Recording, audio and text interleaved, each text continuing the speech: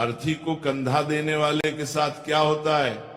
भक्तों, अक्सर आपने देखा होगा कि जब किसी आदमी की मौत होती है तो उसके घर वाले, रिश्तेदार, मोहल्ले वाले सब लोग मिलकर उसकी अर्थी को 4 कंधों पर उठाते हैं।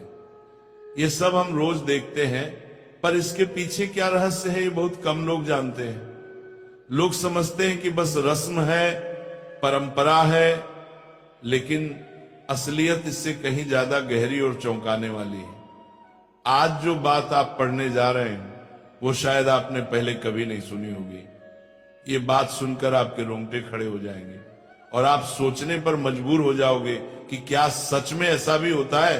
द्वारका नगरी की रात बिल्कुल शांत थी। समुद्र की लहरें धीरे धीरे किनारे से टकरा रही थी। ऊपर चांद की सफेद रोशनी पानी पर ऐसे चमक रही थी जैसे हजारों चांदी के दीपक एक साथ तैर रहे हो। उसी पवित्र माहौल में भगवान श्री कृष्ण कमल की तरह शांत, गंभीर और तेजस्वी बैठे थे। तभी आकाश में अचानक एक हल्की सी ध्वनि गूंजी, जैसे कोई विशाल पंख हवा को चीर रहे हों।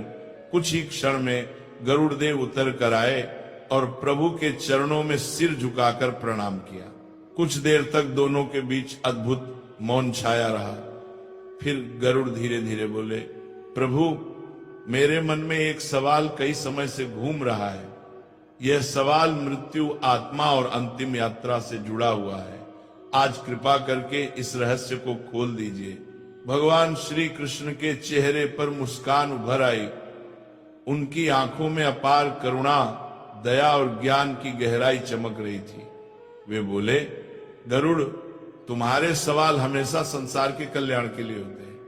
पूछो, क्या जानना चाहते हो? गरुड़ ने झुककर विनम्रता से कहा, प्रभु, मैंने कई बार देखा है कि जब किसी मनुष्य की अर्थी उठती है, जब लोग 4 कंधों पर शव को उठाकर शमशान ले जाते हैं, उस समय आत्मा जैसे उन लोगों को देखती है।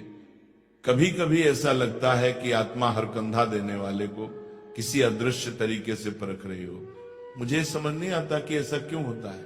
क्या यह सिर्फ परंपरा है या इसके पीछे कोई बड़ा दिव्य रहस्य छिपा है?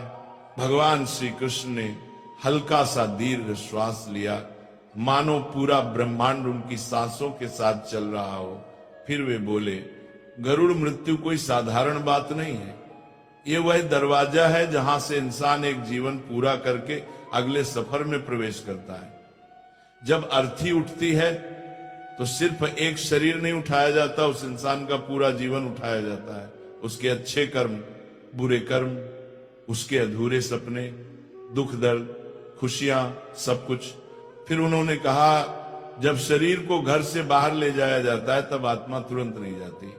वह कुछ समय तक वहीं रहती है, अपने पुराने शरीर को देखती है, अपने परिवार को देखती है और सबसे महत्वपूर्ण, वह उन लोगों को देखती है जो उसे कंधा देते हैं। आत्मा समझती है कि कौन सच्चे मन से आया, कौन फर्ज निभाकर आया और कौन सिर्फ दिखावा करने आया।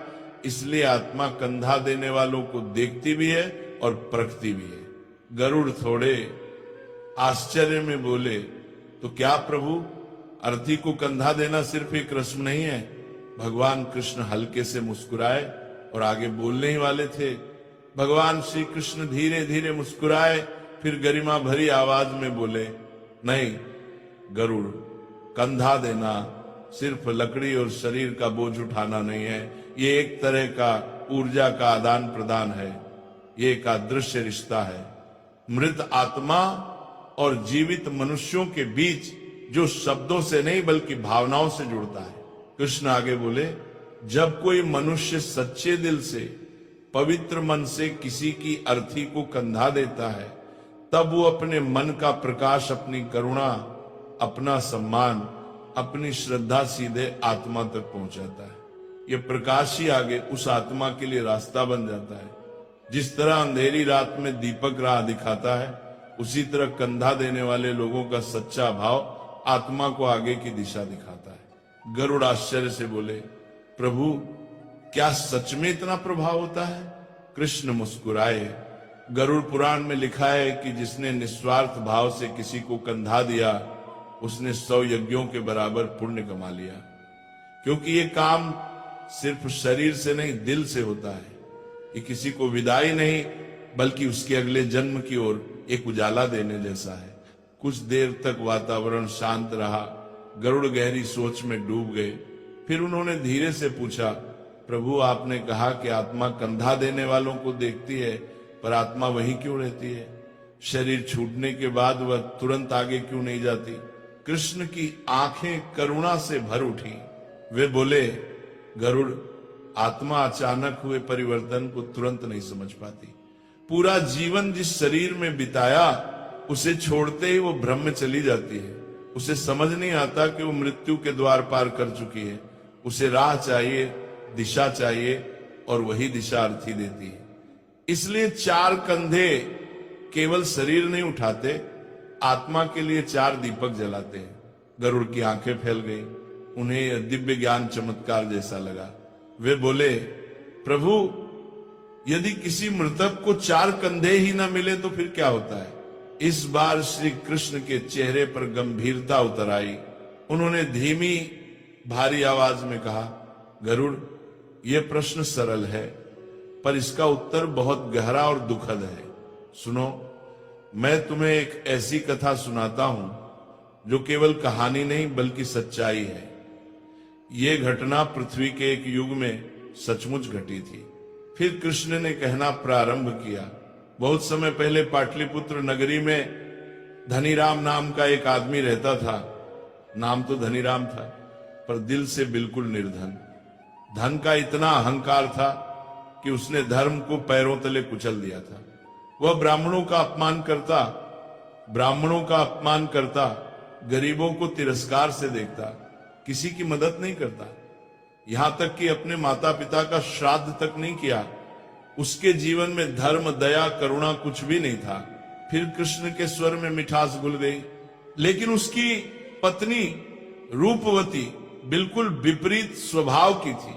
सुंदर नाम, सुंदर हृदय, वह दयालु, विनम्र और धर्मपरायण थी। मंदिर में सेवा करती, गरीबों को भोजन कराती, व्रत पूजा करती और अपने पति के अपवित्र धन से भी छुपकर दान पुण्य करती, क्योंकि उसे विश्वास था कि पुण्य ही पापों को गलाने की अग्नि है। फिर कृष्ण बोले, एक दिन नगर में बड़ी महामारी फैली, लोग मरने लगे, शहर में चीखें गूंजने लगी, लेकिन धनीराम ने किसी की मदद नहीं की।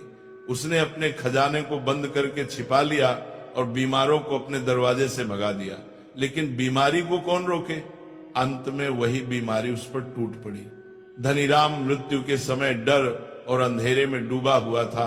उसने चारों ओर छाया देखी पर सहायता को कोई ना आया, क्योंकि मृत्यु के क्षण में मनुष्य के साथ सिर्फ उसके कर्म जाते हैं।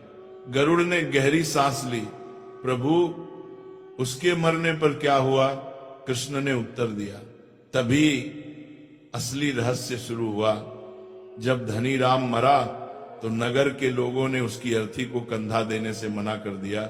लोगों ने कहा, यह वही आदमी है जिसने कभी किसी का अंतिम संस्कार नहीं कराया, कभी किसी को सम्मान नहीं दिया, कभी किसी भूखे की मदद नहीं की। आज इसकी आत्मा को कौन मार्ग देगा? रूपवती रोई, विनती की, हाथ जोड़े, पर शहर वालों का दिल नहीं पिघला।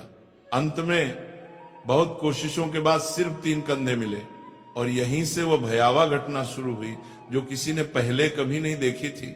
चौथा कंधा देने वाला कोई नहीं मिला। अर्थी बीच रास्ते अटक गई। हवा जैसे अचानक भारी हो गई, पेड़ कांपने लगे और वातावरण में एक अजीब सी घुटन फैल गई। रूपवती हताश होकर खड़ी थी, उसकी आंखों से आंसू बह रहे थे और तभी उसने देखा उसके पति धनीराम की आत्मा अर्थी के पास ही बुरी तरह व्याकुल होकर चक्कर काट रही थी। आत्मा काले धुएं से घिरी थी, जैसे किसी अदृश्य बेड़ियों में जकड़ी हो। रूपवती का दिल दहल गया। उसे लगा जैसे आत्मा कुछ कह रही हो, जैसे वो मदद की पुकार लगा रही हो, लेकिन आवाज सिर्फ हवा में कंपन बनकर गुम हो रही थी। गरुड़ घबरा गए और बोले, प्रभु क्या ऐसा सच में होता है? क्या आत्मा शरीर छोड़ने के बाद भी अर्थी के पास रहती है? कृष्ण ने शांत स्वर में कहा, हाँ गरुड़, जब तक अर्थी पूरी विधि से आगे नहीं बढ़ती, आत्मा भी आगे नहीं बढ़ती। आत्मा भ्रम में होती है, उसे समझ ही नहीं आता कि वह देह से मुक्त हो चुकी है। वह दिशा का इंतजार करती है, जैसे बच्चा अंधेरे में किसी का हाथ ढूंढता है। फिर कृष्ण ने गंभीर स्वर में कहा, गरुड़ पुराण में स्पष्ट लिखा है, यदि मृतक को चौथा कंधा न मिले तो आत्मा न स्वर्ग पहुंचती है, न यमलोक और न ही पुनर्जन्म को प्राप्त होती है। वह अधर में अटक जाती है, यानी आत्मा आगे भी नहीं जा सकती और लौट भी नहीं पाती। यही वजह है कि ऐसी आत्मा समय के साथ प्रेत बन जाती है, बेचैन, असहाय और दिशा विहीन। ये सुनकर गरुड़ का हृदय कांप उठा। वे बोले, प्रभु फिर उस समय क्या हुआ? कृष्ण ने कहना शुरू किया, रूपवती पूरे नगर में दौड़ दौड़ कर विनती करने लगी। वह हर दरवाजे पर जाकर हाथ जोड़कर कहती, मेरा अपराधी पति है, परंतु उसकी आत्मा को मत सजा दो। लेकिन नगर के लोग सुनने को तैयार नहीं थे। सब कहते, धर्म त्यागने वाले को धर्म क्यों साथ दे। अंत में एक अनजान युवा साधु आगे आया। उसके चेहरे पर तेज था, आंखों में दया थी। वह बोला, मेरा धर्म दया है, मैं चौथा कंधा दूंगा, क्योंकि किसी आत्मा को भटकने देना सबसे बड़ा पाप है। साधु ने जैसे ही अर्थी को छुआ, हवा शांत हो गई, धुआं हटने लगा और अचानक सूर्य की किरणें अर्थी पर पड़ी। रूपवती ने कांपती आंखों से देखा, उसके पति की आत्मा धीरे धीरे ऊपर उठ रही थी, जैसे किसी भारी बोझ से मुक्त हो रही हो। गरुड़ ने पूछा, प्रभु क्या चौथा कंधा देने वाला व्यक्ति मृतक के पापों में फंस जाता है? कृष्ण बोले, गरुड़, यह भावना पर निर्भर करता है। जो व्यक्ति लोभ, डर, दिखावे, लोगों की नजर या स्वार्थ से कंधा देता है, वह मृतक के अधूरे कर्मों और पापों में बांध जाता है। पर जो व्यक्ति सच्चे मन, दया, श्रद्धा और करुणा से कंधा देता है, वह आत्मा की मुक्ति का साधन बनता है। वह न पाप लेता है, न कोई बंधन। फिर कृष्ण बोले, चौथा कंधा 4 पुरुषार्थों का प्रतीक है, धर्म, अर्थ, काम और मोक्ष। और जब चारों पूर्ण होते हैं तभी आत्मा आगे बढ़ती है। इसलिए चौथा कंधा साधारण नहीं, ईश्वर द्वारा दिया गया अंतिम अवसर है। जैसे दीपक अंधेरे में रास्ता दिखाता है, वैसे ही चौथा कंधा आत्मा को दिशा देता है। गरुड़ ने फिर पूछा, प्रभु क्या आत्मा संकेत देती है कि वह मुक्त नहीं हुई?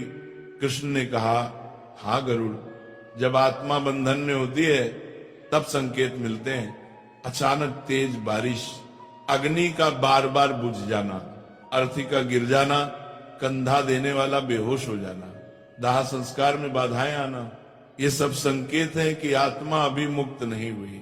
गरुड़ के मन में श्रद्धा और विस्मय एक साथ उमड़ पड़ा। वे बोले, प्रभु कंधा देना तो वास्तव में महान तपस्या हुई। कृष्ण मुस्कुराए, गरुड़, कंधा देना सिर्फ देह उठाना नहीं है, ये आत्मा को उसके कर्मों के जाल से निकालने में मदद करना है। ये उस अंतिम यात्रा में ईश्वर का कार्य पूरा करना है। इसीलिए कंधा श्रद्धा, शांति और पवित्र मन से देना चाहिए। अंत में कृष्ण बोले, गरुड़, मृत्यु अंत नहीं है, ये एक रहस्य की शुरुआत है। और जो किसी आत्मा को सम्मान देता है, उसकी अंतिम यात्रा आसान करता है। वह मनुष्य भी जीवन में अदृश्य रूप से बल, प्रकाश और दिव्य संरक्षण पाता है।